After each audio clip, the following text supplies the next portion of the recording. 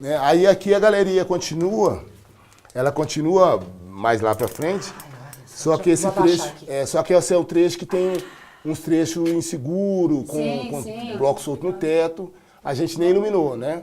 Então a gente está fazendo um trabalho de pesquisa para poder mapear o trecho depois desse local onde tem os blocos soltos, né?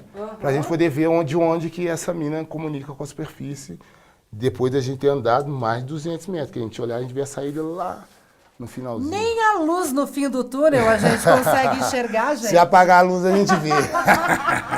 Assim, se você pensar a Mina do Veloso, não só como essa galeria que a gente faz a visitação turística, ela é parte de um grande complexo, né? Que a gente já cadastrou mais de 45 galerias subterrâneas, algumas com essa pujança, com esse tamanho, mas em estado total de abandono, né? Escuro, com assoreado em alguns pontos, ou algumas vezes inundada. Então você tem todo esse patamar de estruturas subterrâneas que ninguém vê.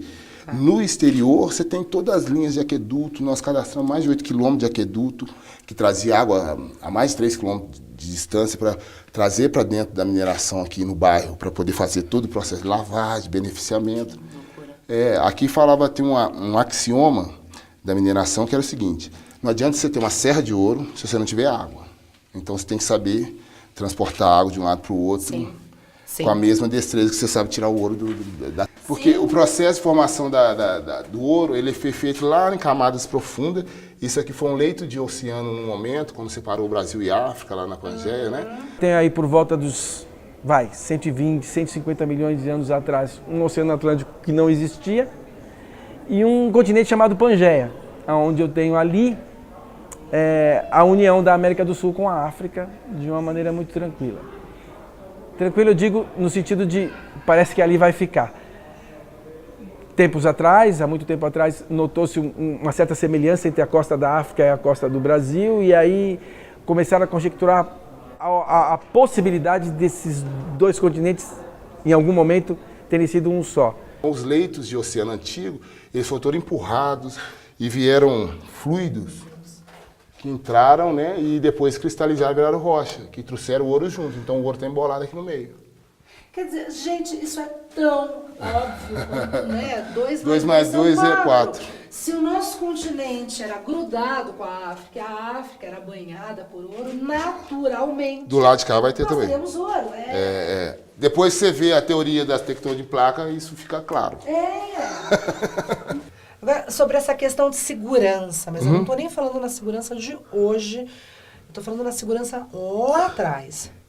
Quais eram os cuidados que eles tinham que ter aqui dentro? Não, então, aqui um cuidado básico era essa questão do sufocamento. Porque quando você estava abrindo a galeria, muitas vezes você chegava em pontos que não tinha mais oxigênio, ou o oxigênio era pouco, e aí você conseguia abrir a galeria, mas sua lamparina, sua iluminação estava queimando oxigênio, porque era feito com queima, né? Algum óleo vegetal, ou algum óleo animal, óleo de baleia, óleo de palma, óleo de mamona. Então, com óleo. Então, você queimava alguma coisa, então queimando alguma coisa, você está tirando oxigênio do ar. Aí esse oxigênio ia acabando. Então, muitas vezes esse oxigênio acabava e a pessoa começava a sentir aquela náusea, desmaiava. Aí desmaiava, continua respirando sem oxigênio, o cérebro caía em colapso em 5 minutos. Então, já viu óleo passarinho? Quando vai tirar foto? Vem disso.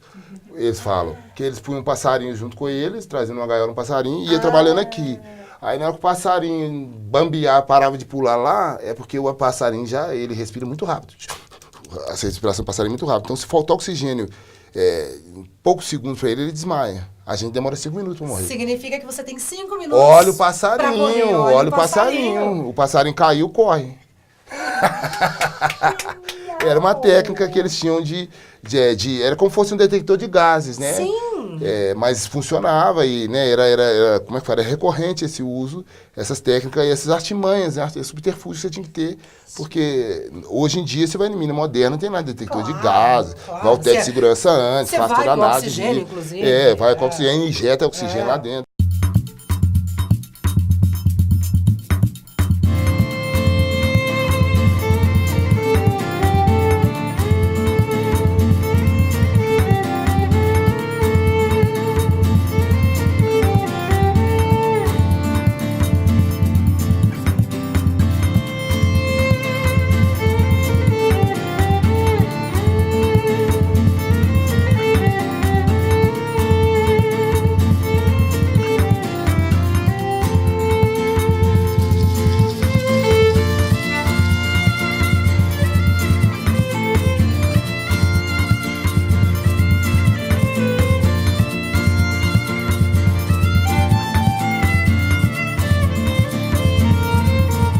Quando você tem a formação de um cristal, a formação de um mineral, a formação de uma rocha, é a tendência ao equilíbrio.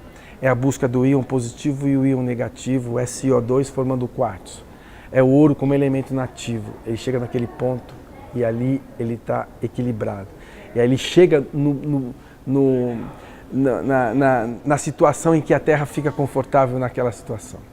Então esse ouro pode ser entrar numa zona de subducção e voltar a ser lava de vulcão de novo e reaparecer não como ouro, mas como um outro tipo de material. A transmutação. Direto. Você tem o ciclo das rochas. Então, toda rocha sedimentar pode ser metamórfica ou ígnea, toda metamórfica pode ser ígnea ou sedimentar. Então, a gente tem desses 3 tipos de rocha, um ciclo que continua.